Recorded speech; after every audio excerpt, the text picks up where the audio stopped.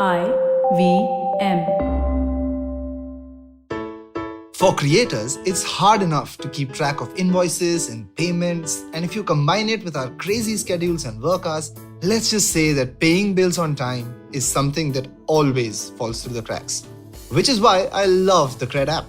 It reminds me to pay my credit card bills on time and rewards me for those timely payments. And what's more, Cred has some unbelievable offers for this IPL season. So make sure to double click on that ad and download Cred. This is Storytellers and Story Sellers live on tape. I'm Vineet Kanabar on the IVM Podcast Network. On today's episode, I'm going to talk to someone who teaches, coaches, and mentors crucial strategy subjects in our digital world at many educational institutes. He's so much of a professor, he has a podcast called The Traveling Professor. It gives me immense pleasure to have Siddharth Deshmukh on this show. Siddharth, welcome to Storytellers and Story Sellers. How are you doing? I'm absolutely fine, man. It's such a wonderful way in which you introduce somebody. You let the onus of the introduction to be done by me, which is great. So I thought I'll quickly have a conversation with you and tell you 5 things about me that you may not know. One is that I was a terrible student, but I was from the first batch of MICA. The second is that because they say a bad student has to repeat. So I went back to MICA and became associate dean over there after a very long time. Wow. In between, I was, in industry for some time, wherein I worked with Sony Entertainment, I worked with AT&T, and all the companies I could con, for them to give me a job. Then what I did was that I moved. I started teaching, but before that, I wrote a couple of lousy books. Don't read them; they're terrible. But the first one was published by a New York-based publishing house.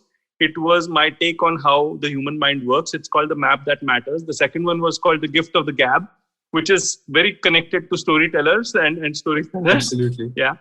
And what else do you need to know about me? Yeah, I've played against Sachin Tendulkar and lost horribly at an under 15 and under 17 level because I have played in the Maharashtra side of things and, Right. So again, that is probably, you'll also know how old I am.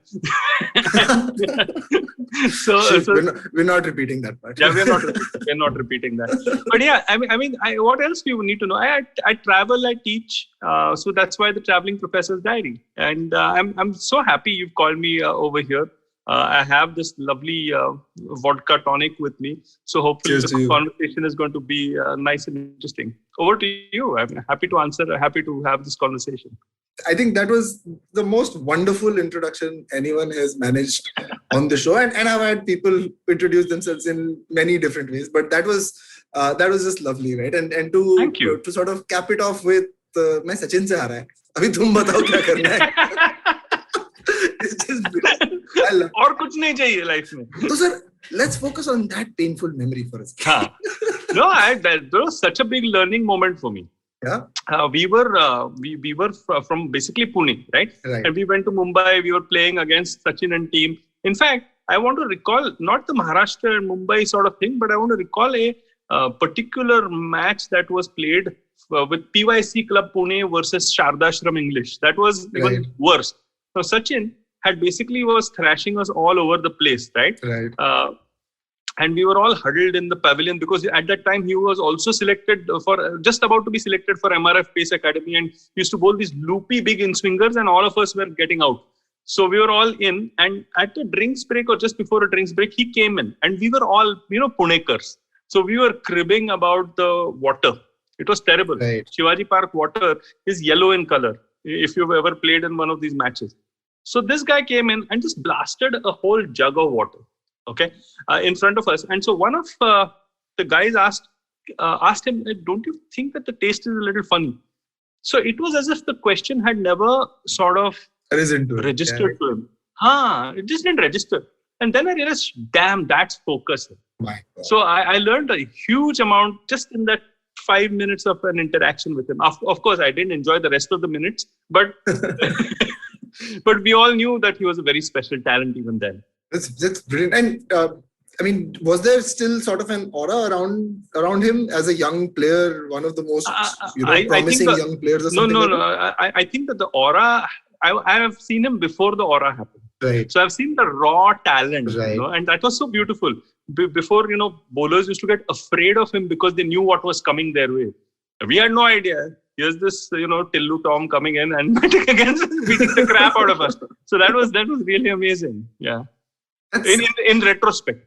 Yeah, I mean, I think that's gold, right? Because after he made it, and there's only, I think Gavaskar Shore is way too far back for many of us to even remember him batting. But to have seen Sachin before Sachin became Sachin is it's like very few parallels there. See, that team also had Vinod Kambli in it. Right. And it also had Amol Muzumdar, and it had Mayur Kadrekar and a few others, right? Some really interesting players. So we were hopelessly outclassed, obviously. But besides being hopelessly outclassed, we were actually seeing some amazing sort of talent on display. That's awesome, sir. Let me pivot away to slightly less interesting, but I'm sure equally interesting nonetheless. Sure. You had a long-standing association with our alma mater, Mica. Yeah. I am fortunate to have been PGP 16 as well, and while every subsequent batch goes back and says, "Arey nahi, pehle wala Mica alag tha, abhi wala Mica dusra hai." I can't say that. Pehle wala Mica hi nahi tha. No, but do you get that larger sentiment? I mean, how do you feel about where the college is right now, the kind of stuff that's happening? It's still, I mean, it's got a pride of place in the pantheon of illustrious B schools in India, right? It's the only one of its kind. It has a pedagogy that's unparalleled, I would say. I mean, at least in my time, I have had every semester, I have had one cinema course, which is unheard of in a B school, right? To have a cinema course, except if you followed Matthew to Kozhikode and he was teaching there as well. But yeah, how do you feel about Mica and where it is at in 2020? No, I think the most exciting thing about Mica is that it has continuously evolved. Right. So I was actually responsible for bringing the world's first digital curriculum to Mica. It was really the world's first, because at that point in time, there was no such thing as digital and all of that. So 2014, we built Rajneesh, I don't know if you've heard Professor Rajneesh. Of course, you taught me, yeah. And me and my junior, Amit Kishore, my junior when I was a student, Amit Kishore, we three of us built the first digital curriculum in the world, and that happened to be at Mica. And I realized that we've always been ahead of the curve, so that's why it's such a fun place to teach. Right. Also, second, I have also taught at various other lovely places all across the world. I think the beauty of Mica is that everyone coming out of Mica is a storyteller and a storyteller, right? So therefore, the myth of Mica becomes even bigger than the actual reality. Absolutely. Because when you're going out, you're creating the damn story, right? So obviously, you're Mica. So so when you come, that's a funny piece that I realized. Oh, okay, yeah, that's why Mica's brand is so big, because we're sending branding guys outside. Yeah, of course they're going to brand Mica. That's a very different way of looking at it. I mean, and I think that's why the industry also recognizes Mica and Micans to have that different. It's like sort of a self-perpetuating myth in its own way as well. It's lovely. It's lovely. That's the way to go. It definitely is. And compared to, I mean, one of the things that was a big toss-up, I mean, in Mica was there were always the guys like me who are interested in all of this and are fairly serious about this as well, but we were sort of easygoing because hum log si school wale feel ke log. Then there were always the more, oh no, we need to be studying sales and distribution management right now, and very hardcore HBR case study focused guys. Do you think that toss-up exists in all institutes that you're teaching at, or is that something that's sort of so that's something that's like an identity crisis that Mica has had for a very long time. Right. I don't think that kind of identity crisis actually exists. Sure. So my personal view is that identity crisis exists because of the way in which people at Mica have been selected. Right. So we are born to have angst.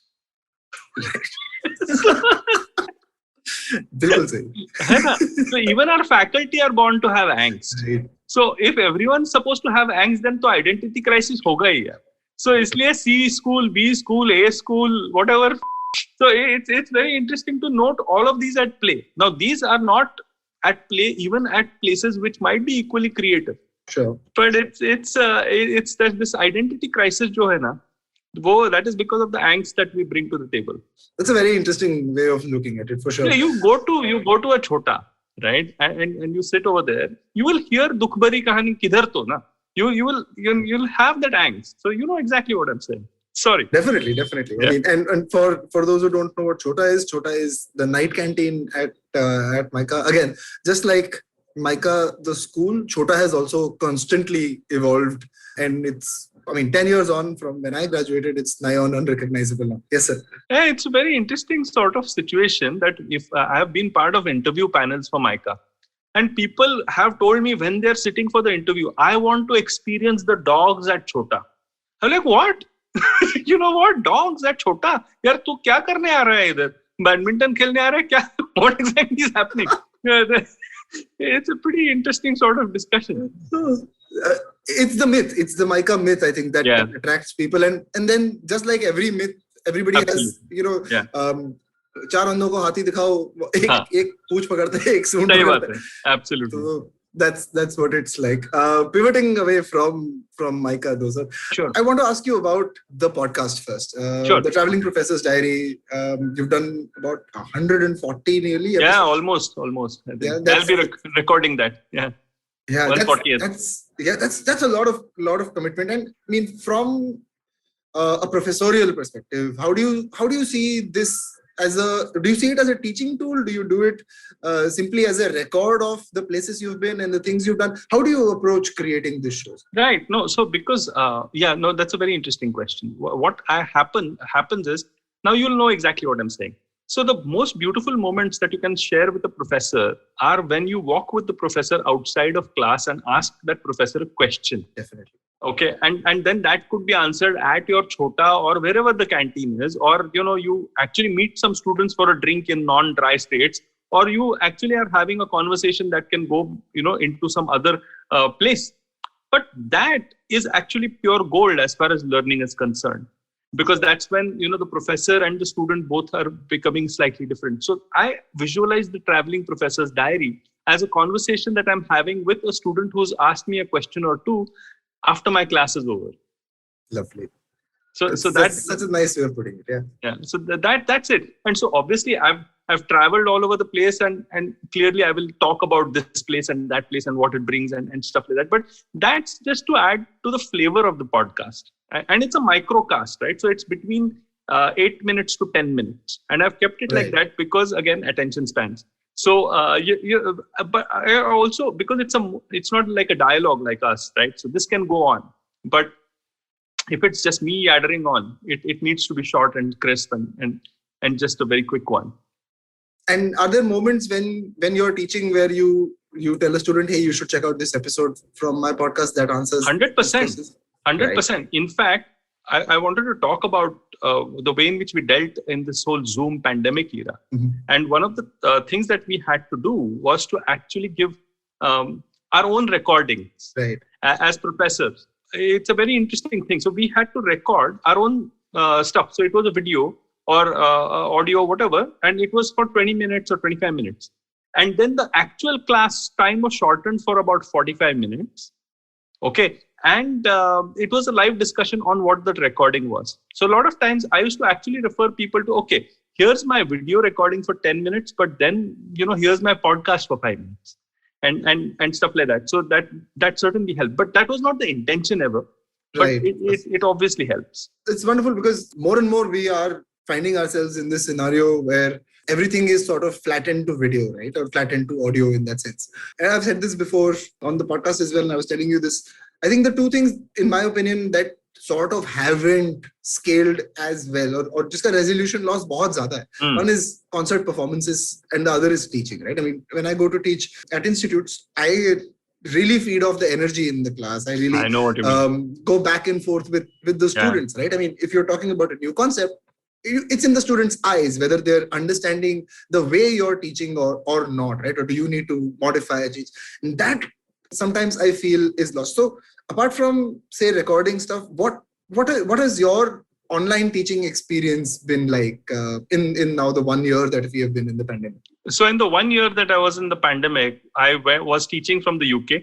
I was teaching. I went to Scotland in the middle. So I was teaching from Scotland. I was teaching from Pune. I was teaching from Mumbai when I was in quarantine when I came back from UK.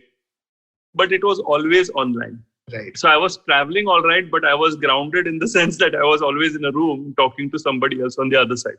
So I'll talk about the positives and the negatives. Sure. Right? Because, I think the negatives are very easy to understand. The energy that you're speaking about is very difficult to replicate in an online atmosphere because, cameras are off and you don't even feel like telling people to put their cameras on because that's not fair. It's not fair. People have different situations. It's a little fascist, right? Yeah, it's very fascist. And people have different situations. So therefore, that is a little weird. So you're looking at it. But what I chose to do was reframe it in my head and say, okay, so maybe I'm kind of moving from a theater artist to a film artist. And what happened because of that was that at least I made it more palatable for myself. Right. Yeah, and so I was speaking, and so I was learning a new bunch of skills that I never had when I was teaching, in class. So that was a different story. Of course, I was lucky to have taught in Upgrad and all of that, all those online platforms. So I'm no stranger to the medium, both recorded and live. So that is it. Advantages. Okay, now this is a very weird, two or three advantages. One is I've got teenage daughters, right? So teenage daughters who I saw how they are learning. Right. So they were chilling out on the bed. Okay, they were eating. They were, doing their thing, but they were listening. So that's one. So I actually thought that was useful because when you're more relaxed, you could potentially learn more. Sure. Okay. It's a fine line. Thoda sa relaxation, thoda sa focus hona chahiye. Second, I also thought that because you can't feed off other people's negative energy also in class. Positive energy is you can't. You're focused, discipline, and all of that, and then suddenly आपका FOMO भी जागृत होता है. So shit, I better study. So all of that from a student's perspective actually makes you probably a more sincere student. Sure. Very weird, but very different perspective I'm giving. And from a teacher's perspective, I think the most important thing, it made all teachers understand that they are content creators. Right. For sure.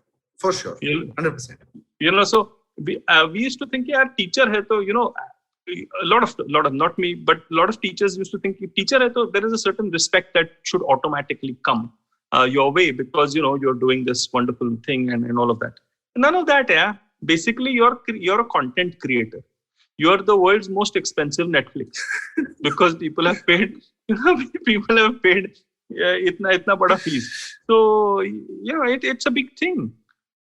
So I love your perspective on this, especially, I thought the graduating from film to theater or theater to film, that analogy was great, but this is absolutely spot on.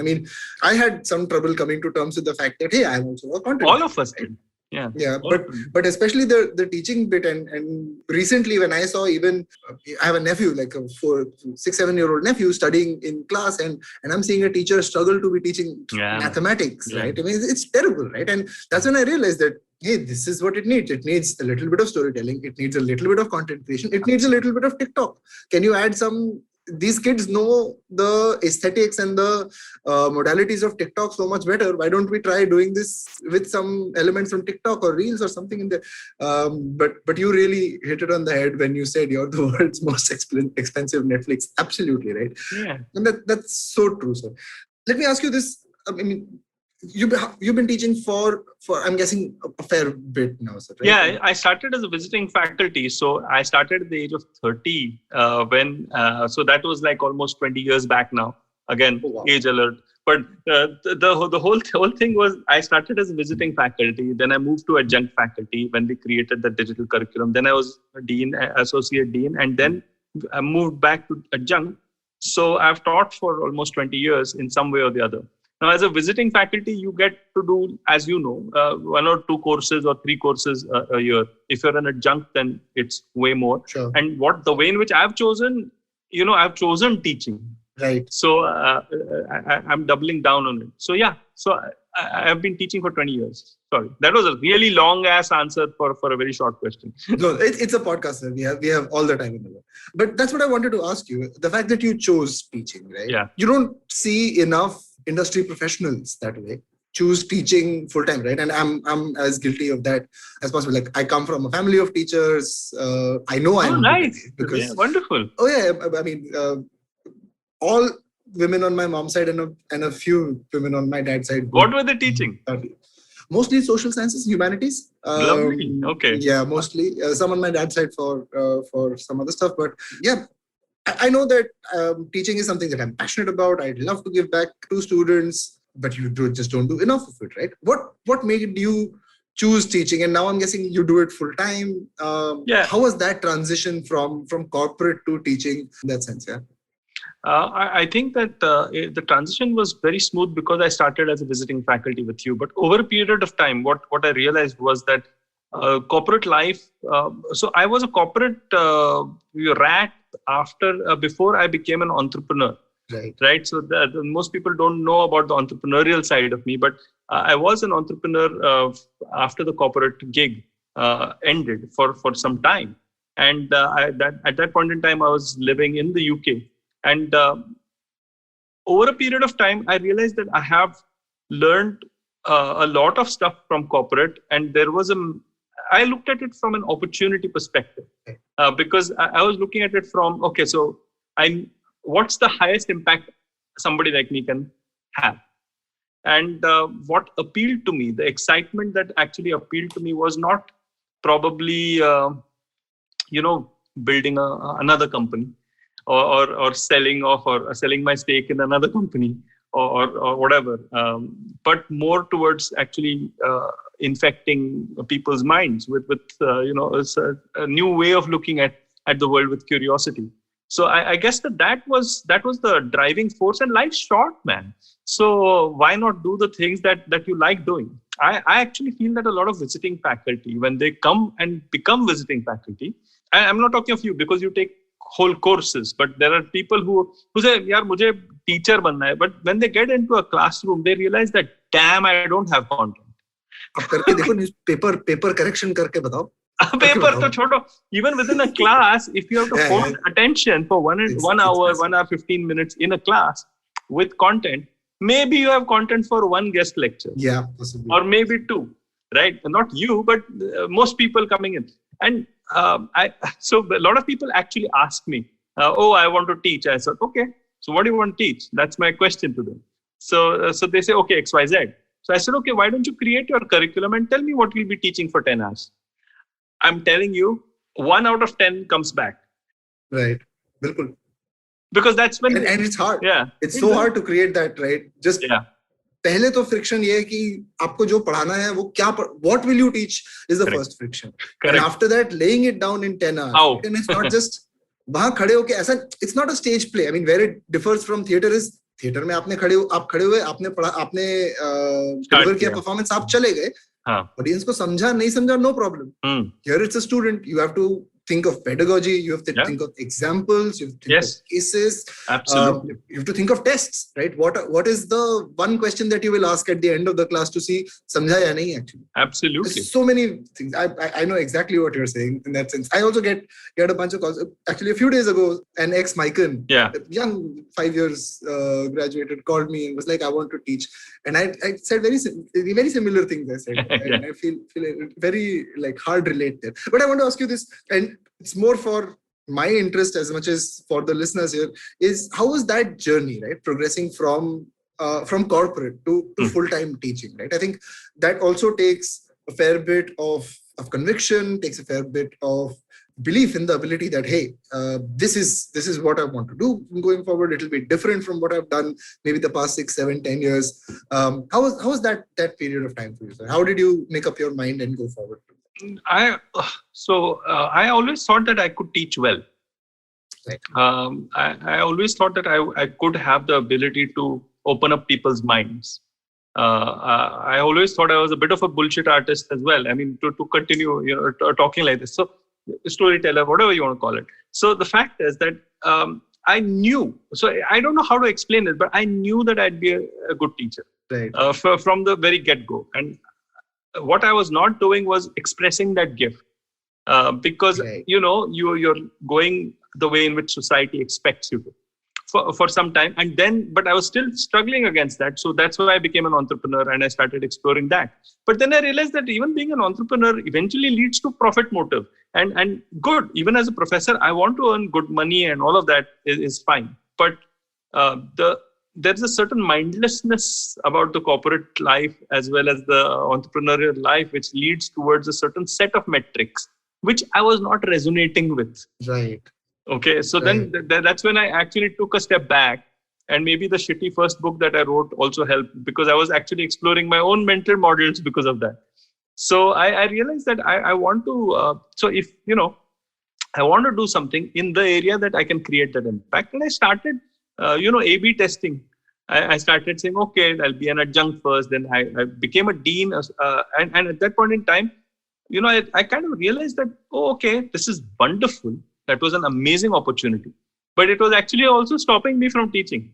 Right. So I don't know if I've answered your question, but if you're a good teacher or not. I don't know how. No, of course you do.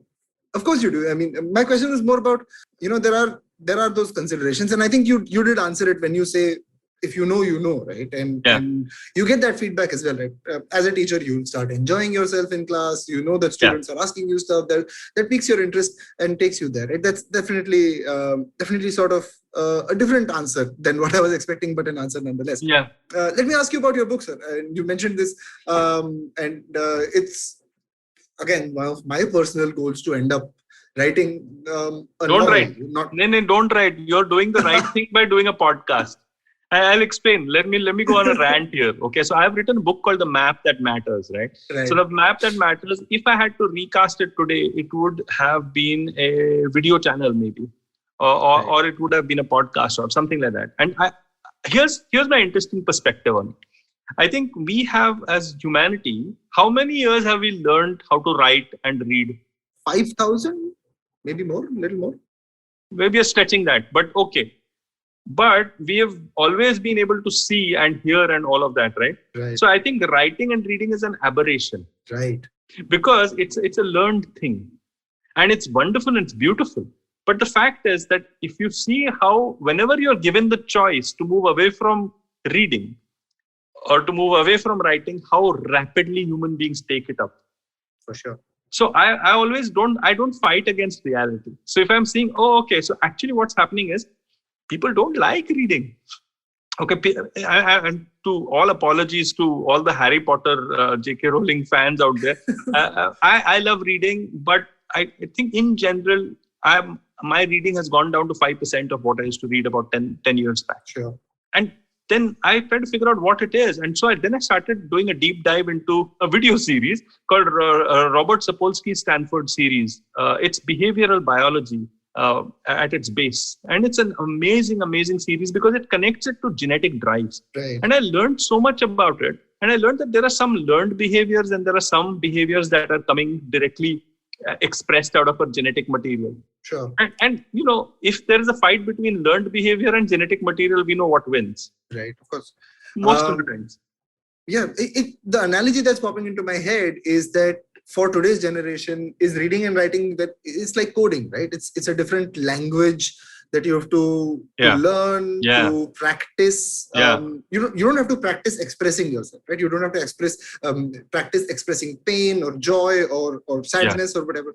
But you have to practice a language to be able to either write in it or read about it or express yourself proficiently. In a very interesting perspective. I also resonate heavily with that, although I love to read. Yeah. My reading habits have also gone down very badly. And I find graphic novels as the sort of bridge into trying to get back into reading again and again. It is. So, every time I lose my link with reading, I read a couple of graphic novels and then I go that's a good hack, actually. That's a wonderful hack. I'm going to try that out. Yeah, it's really worked for me. But you're absolutely right. I started this podcast as a proxy for writing, right? It's not a proxy. That's what I'm trying to tell you, Vineet. It's not a proxy. It is the main thing. Because it is for sure. Because it is actually very easy to do, and what is easy to do, we will do consistently. For sure. And that's what I found as well, right? As I have become a sort of slightly more accomplished host, it's definitely now the main thing, and it's something that I hope to do for years at end. And it takes me back to the moment where I started to think, hey, this is what I should do. Because if I was still stuck in that moment, lamenting the fact that I'm not writing, I would probably not have a body of whatever 65, 70 episodes and conversations behind myself. Yeah, exactly. So definitely, it's the main thing now, for sure. And I'm hoping to look at it like that. But back to your books, The Map That Matters was the first one. The Map That Matters. That's the map inside your head. Right. And what did you follow that up with? I basically wrote The Gift of the Gab, which was the second book. Right? Right. So that was a management fiction book. It was about a smart, sweet talker who kind of manipulates his way into so-called corporate success. But at the very end, he kind of never gets his goal. Right. So he keeps failing because he thinks that's the way to succeed. So he's continuously doing that. He's manipulating, sweet talking. But he keeps failing at the very end, and he goes back like the snakes and ladders game till one guy actually tells him the actual language to learn. So instead of sweet tongue. So that was the premise of that story. Very conceptual. Yeah, it's conceptual. I don't think that I had the skills to write as well. See, I'm sure you recognize this too, because whenever we are trying to create something, whenever we are trying to create some content, right? Whether it's a podcast or whether it's a reel or whether it's whatever, the taste that is in our head and what actually comes out are two different things. For sure. Yeah. And the fact is that we have to be shameless enough to actually accept what is coming out in reality. Because we will never be able to otherwise live with ourselves. Sure. Yeah. I think the gap occurs when you're trying to make art. Right? Which is where you try to make it as close to what it is in your head, and then you'll keep practicing. Which is I'm guessing Da Vinci only made 30 paintings in all of his life. But if we make only 30 paintings anymore, it's going to be a dire situation. Absolutely. True. but yeah, I mean, and that's also sort of the kind of pejorative usage of the word content also now. Yeah. Right? I mean, sure, you and me, we can, through feedback loops or through whatever we're hearing, our audiences tell us they like what we're hearing and we think we're doing the right thing. But then the flip side is also true. There are some people who will just say whatever comes to mind and put that out as content. And that is sort of the digital debris and the digital noise that is being perpetuated by feedback loops. Absolutely. Very interesting. I mean, again, and to sort of make this a little bit meta, when I was thinking of this episode, I didn't think this would be the conversation we'd be having. Exactly. Exactly. But that's fantastic too. So let me ask you this. And you're someone who's seen, the digital explosion happen right in front of you, right? Right. What is the future of teaching digital and not just marketing? I don't want to say marketing because it seems to be just an entirely different way of consuming and expressing things. But for want of a better phrase, what is the future of teaching digital to this country, right? Not just students, but to this country. There's such a big gap in what. That's a very good question. So I feel that the subjects that I teach across various places, I teach marketing in a digital world, not digital marketing. Right. So I like to move from technique to strategy, because I believe that strategy is something that AI potentially can do a little less better than human beings. Sure. So if I have to look at, that's one thought. Second, I teach customer experience design. Right. Third, I teach digital futures. Right. Okay. So the point that I'm making is that because I've been lucky and privileged to develop my own subjects, what I've understood intuitively, what I'm doing is to actually understand how the soft, squishy human being is actually understanding the hard digital technology. And so what is actually at play here? So what is actually at play is sociology, which maybe your parents taught or whatever, or your mom taught, or biology, as Robert Sapolsky is teaching, or a few others. Or you have anthropology, or you have various other soft, fuzzy subjects, right? So you have the techies and you have the fuzzies. So I think what needs to be taught are the fuzzy things. Right. Because the techie things are actually tough in their own way, because if you have to learn Python, of course it's tough. If you have to learn how to put up some AdWord campaign or whatever. It's going to be tough, but I think that is saturated. Right. What we need to actually graduate to is A, at a strategic level, and B, connecting it to humanities and connecting it to biology and connecting it to various different science and art streams. So when we actually start teaching like that, I think that's probably where digital is going. I love it. I mean, you just put into words the feelings that I've had about teaching. But let me ask you this, right? What we're heading towards demands a lot, not just from the teacher, but also from the student. Yeah. Apna background, I'm an engineer. I'm a mechanical engineer. And I studied cricketer. Okay, worse. Okay. No, but then even you'll relate to this as well. Is that you're here because you had a drive to come to this point, right? You had a drive to take what is interdisciplinary learning, and turn it into modules for others to also follow, right? Yeah. In the backdrop of, the way things are. आप engineer हो, आपको humanities का 2 course है, first year में elective, उसके बाद humanities से आपका रिश्ता नहीं है, right? On the humanities side, very little systems thinking, very little real world application. What do we then need to do as teachers or as practitioners? And again, marketing sort of is interdisciplinary in its own way. I get it. Absolutely. In its genesis. So what would you say we need to do as the community or learning or teaching community? We need to do to enable this. No, it's a lovely question. So let's look at the teaching community first. So if the teaching community is looking at things, it needs to figure out where is marketing growing. It's growing at its edges. Right. Marketing is growing where it meets technology. Marketing is growing where it meets HR. Marketing is growing where it meets consumer behavior, or whatever, all the stuff, right? So if we can identify where is marketing growing, okay, not at its center, not where Kotler Baba has said where it's growing, but at its edges, right? So identify the edge that excites you. So it could very well be, humanities, it could very well be AI, it could be anything. And then do a deep dive in it, because then you are able to connect the dots between that field and this. So I think that's my kind of formula. That's very nicely put. And so I think that's, as far as teaching is concerned, when I saw the internet, like I know a world without Google, right? When I saw the internet, I was blown. I said, I want to be here, man. I want to be here. And I started a digital agency even before they were known as digital agencies. They were known as web or interactive build agencies or some shit like that. So I started one in 2000, and it was, and thankfully we managed to get out of it unscathed and made a bit of money before the .com bust happened. But that's another story. Right. But the fact is that it is a fascinating thing because it can, accommodate. So find your passion and connect it back to digital is what I'm saying.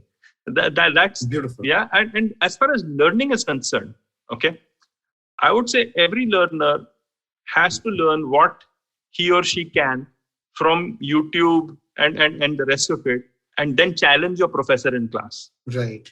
Because you don't repeat what is there on YouTube. So, like, for example, my challenge to myself, I don't have a PowerPoint presentation ever in my class. This is the way in which I teach. I have conversations. It has been tough in the pandemic, but this is the way I teach. This is how I have my entire class is like this.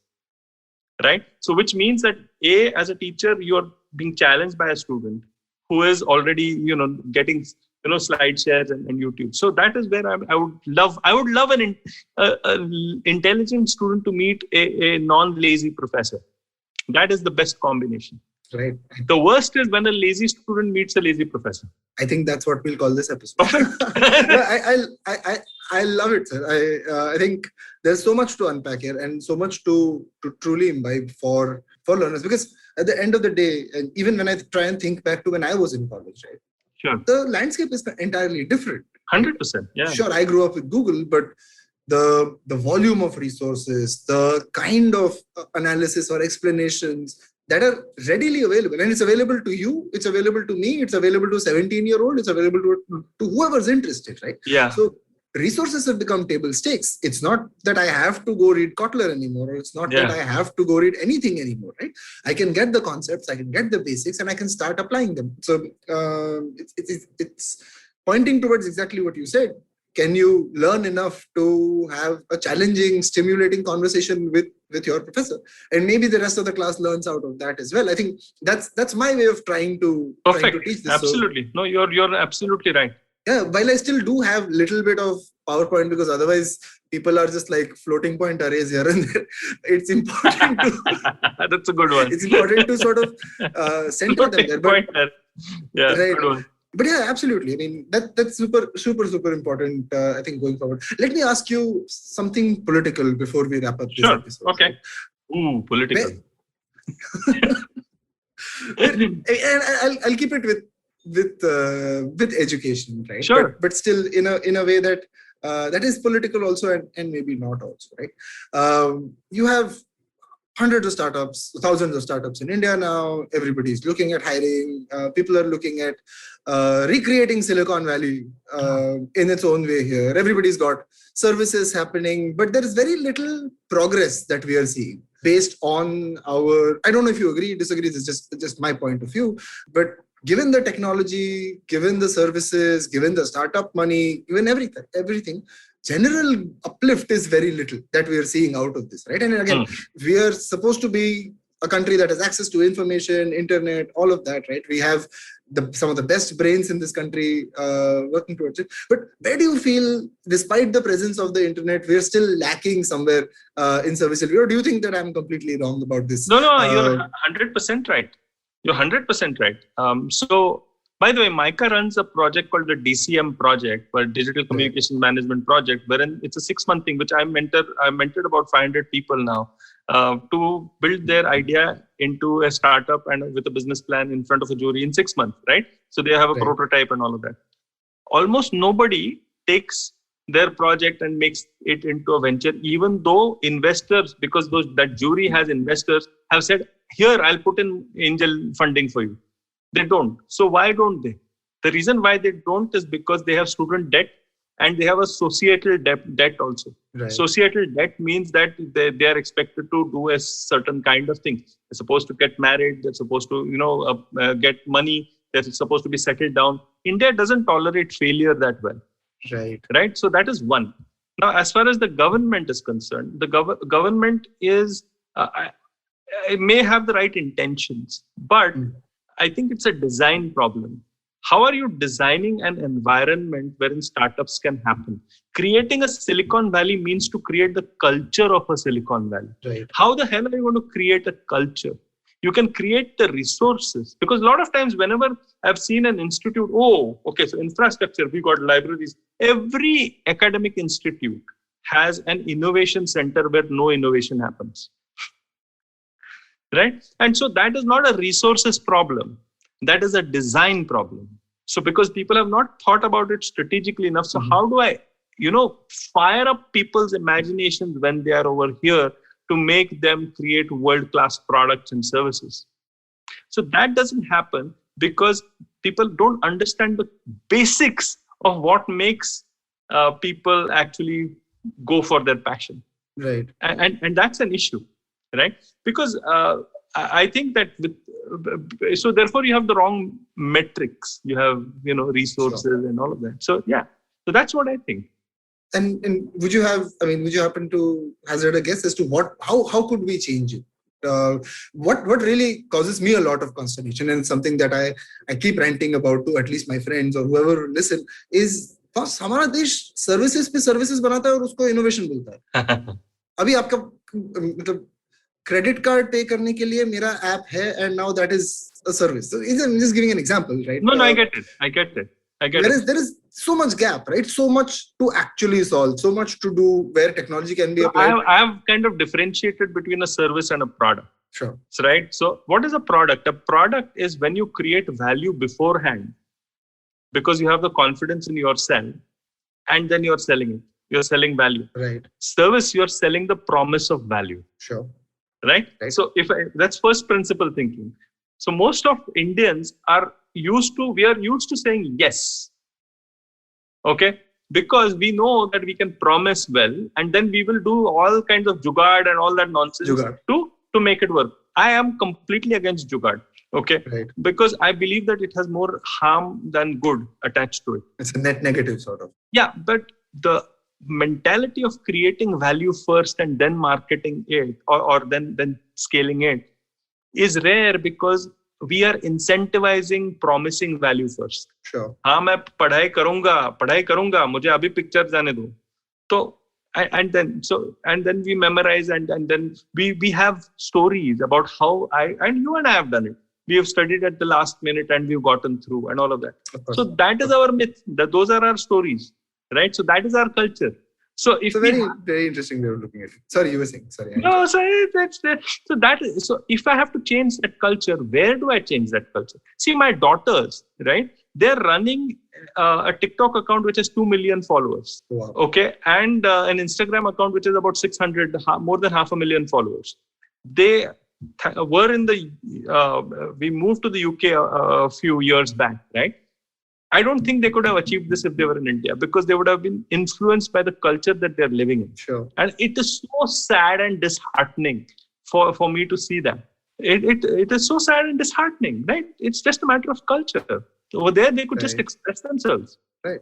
That's actually quite true when you think about it. What's a little more poignant is that all of these startups, especially the service-oriented startups, are getting money on the promise of tomorrow or delivery tomorrow as well. It is fund me today and we'll reach a number and I'll deliver on these tomorrow. Fascinating point of view, sir. And thank you so much for taking time out and wow. Sorry for gabbing on. Not at all. I enjoyed it quite a lot. I mean, some of the things that we've said, I'm pretty sure Vishal is going to have a lot of fun putting on portables. And I mean, a lot of these things, you put words to a lot of thoughts that I had as well. So it's good to see कि अगर मैं यहाँ से छोड़ भी दूँ corporate और teacher बन जाऊँ तो मेरा future है. पहुँच जाऊँगा. बहुत अच्छा future है. बहुत अच्छा future. I can guarantee you that you already have the raw material in you. Thank you so much. It's sweet of you to say that. With that, we will bring this episode with the Traveling Professor to a close. Please tune in to the Traveling Professor's Diary on IVM Podcast for more such brilliant nuggets from Siddharth Deshmukh. Sir, I hope you had fun. I had a lovely time, seriously, and I could actually interact with you like this for the longest, and that was brilliant. Otherwise we would have met and said hello, hi, ji, kaise ho? This is brilliant because we are talking of stuff that matters. Bilkul. Before I let you go, though, I ask one question to everybody who's on my show. Okay, all right. Chalo. And that's one entertainment recommendation from you for my listeners. It could be something that has left a deep impact on you, or something that you keep going back to simply because you enjoy it a lot. Could be a movie, music, meme, game, whatever it is. But a piece of entertainment that my listeners should check out. So this is going to sound really superficial, but I'm checking out Psych right now, which is such a funny film, a funny series, which is a rerun thing. And I'm seeing Psych. I loved watching Elementary, right? Which is, to my mind, the best take on Sherlock Holmes ever. It beats even Benedict Cumberbatch's thing, which was, I think, a little overhyped. For sure. In season 3 or something. Season 1 or 2 acha tha. Right. So yeah, I would probably go for Elementary. I would go for Psych, and go to YouTube and see some free Jeeves and Wooster thing, which has Hugh Laurie and Stephen Fry. That's pretty amazing. This is very best of Fry and Laurie. That one. Yeah, good house. From there. Yeah, definitely. Yeah. And I love Elementary too. I think it's a very fresh take on fresh take. Sherlock Holmes. Damn good it is. It is pretty interesting. And Lucy Lewis, Joan Watson, and she's the best. Yeah. What's his name? Jason Lee? Jeremy? No, Johnny Lee Miller or something. Johnny Lee Miller. Sorry. Yeah, there's just like a bunch of them. He is Sick Boy from Trainspotting. That's how it's correct. Trainspotting reference. Absolutely. Fantastic. Siddharth, thank you so much for being on Storytellers and Storysellers. That's You've got a lovely podcast. All the very best to you. Thank you so much, sir. That's it from me on this episode. For more episodes, just scroll up and check out any of the other conversations that I've had. I promise you they are almost equally as much fun. Thank you so much. That's it from me. This is Vineet Kanabar saying goodbye.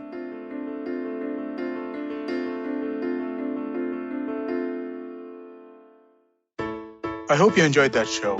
If you aren't following us on social media, please do. We're IVM Podcast on Twitter, Facebook, and Instagram. We'd like to thank our sponsors this week, thewholetruthfoods.com, PayPal, Cred, and Ciat. Thank you so much for working with us. We really appreciate it. First up this week, let me tell you about Cyrus Says. We featured popular YouTuber and actor Prajakta Kohli, who took us through a journey of content creation. We also had conversations with Vasanthi Hariprakash and Sachin Kalbag this week. Really great conversations. Do check those out. Vineet Kanabar goes solo this time on Storytellers and Storysellers as he talks about his favorite IPL ads and how brands have been making content around the Cricket League. On The Habit Coach, Ashton was joined by Arjun and Sumesh of the Fighting Goat podcast to talk about fitness for combat sports like the mixed martial arts. On Nankari, Sadaf and Archit discussed the diet and lifestyle of athletes with the host of the Millennial Athlete, Shok Ramchandra, who is also a pro badminton player and coach. Ambarana opens the 4th season of Know Your Kanun with a list of things he has planned on the show for us, including episodes on immigration law and on career prospects for law students. The IPL season's on and we've definitely got you covered. Tune into the Edges and Sledges podcast if you're looking for English, and if you're looking to listen to something in Hindi, definitely check out Khel Neeti. Both are great shows with great takes. And with that, I hope to see you again next week.